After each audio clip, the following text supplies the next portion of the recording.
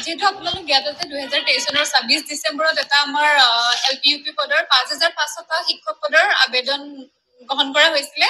সেই বিজ্ঞাপিত পোষ্টসমূহৰ বাবে আমি যিহেতু সকলোৱে প্ৰায় 20-30 হাজাৰ কেণ্ডিডেটে আমি তাত এপ্লাই কৰিছিলো আৰু এপ্লাই কৰাৰ পিছত আমাৰ অলৰেডি ভেৰিফিকেশ্যন হৈ গৈছে আমাৰ। কিন্তু তাৰ পিছত আমাৰ যিখিনি আমাৰ কাৰ্য আছিলে যে আমাৰ মেধা তালিকাসমূহ ওলাব লাগে, কিন্তু তাত আমাৰ কি হৈছে এটা আইনী মেৰপেচত সোমাই পেলাব গোটেই প্ৰক্ৰিয়াটো কি হৈ গৈছে, স্থগিত হৈ গৈছে।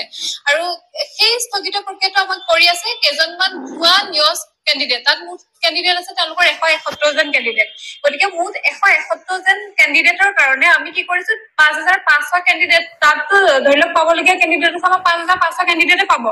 গতিকে সেইখিনি ইমানখিনি কেণ্ডিডেটে আমাৰ মাত্ৰ 171জন কেণ্ডিডেটৰ কাৰণে আমি হতাশাত ভুগিবলগীয়া হৈছে। কাৰণ যিহেতু অহা 10 অক্টোবৰ তাৰিখে যি মুখ্যমন্ত্ৰী মহোদয়ে বৃহৎ নিযুক্তি প্ৰক্ৰিয়াৰ আয়োজন কৰিছে, তাত আমি ভাগ লবলৈ কাৰণে আমি সকলোৱে আমি উৎকণ্ঠাৰে ৰৈ আছো। কিন্তু তেওঁলোকৰ যি প্ৰক্ৰিয়া হৈছে এই সকল কেণ্ডিডেট কিন্তু এই তাৰে কেইজনমান কেণ্ডিডেট মুঠ 41জন কেণ্ডিডেটৰ ভেৰিফিকেশ্যনত নামি অহা নাই। তৎসত্বেও কিন্তু তেওঁলোকে কি কৰিছে, তেওঁলোকৰ মানে নম্বৰে নাই। তৎসত্বেও তেওঁলোকে কি কৰিছে, গোটেই প্ৰক্ৰিয়াটো স্থগিত কৰিবৰ কাৰণে তেওঁলোকে উচ্চ ন্যায়ালয়ৰ দ্বাৰস্থ হৈছে। আৰু সেইকাৰণে আমাৰ কি হৈ গৈছে, গোটেই সম্পূৰ্ণ প্ৰক্ৰিয়াটোৱে আমাৰ স্থবিৰ হৈ গৈছে। সেইকাৰণে আমি আপোনালোকৰ জৰিয়তে আমি মুখ্যমন্ত্ৰী মহোদয় আৰু শিক্ষামন্ত্ৰী মহোদয়ক আমি পূৰ্ণ হস্তক্ষেপ বিচাৰিছো, যাতে প্ৰক্ৰিয়াটোৰ যিখিনি আইনী মেৰপেচ আছে সেই সমস্যাসমূহ সমাধান কৰি যাতে আমাৰ 10 অক্টোবৰত আমি নিযুক্তি প্ৰাপক হিচাপে আমি অংশগ্ৰহণ কৰিবৰ কাৰণে আমাক সমস্যাসমূহ আমাক সমাধান কৰি দিয়ে যায়। হয়, আমি খুব অধীৰ আগ্ৰহেৰে বাহিৰত চাই আছো, যিহেতু মুখ্যমন্ত্ৰী মহোদয়ে কৈ থৈ দিছে যে 10 অক্টোবৰ তাৰিখে বৃহৎ নিযুক্তি দিয়া হ'ব প্ৰায় 35,000। আৰু তাতে আমাৰ এই পদসমূহৰ মাজত এই LPUP 5,550টা পদো অন্তৰ্ভুক্ত হৈ আছে।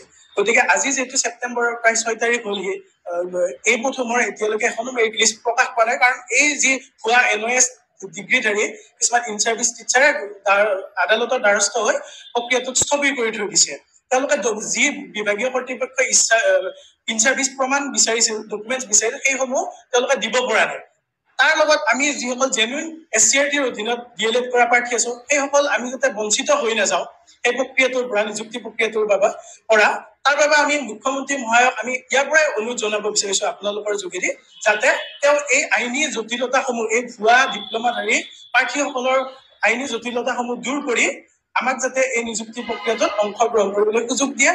তেওঁৰ ওপৰত আমাৰ সম্পূৰ্ণ বিশ্বাস আছে, আস্থা আছে। গতিকে মুখ্যমন্ত্ৰী মহোদয় আপোনালোকৰ যোগেদি আমি বিনম্ৰ অনুৰোধ জনাইছো।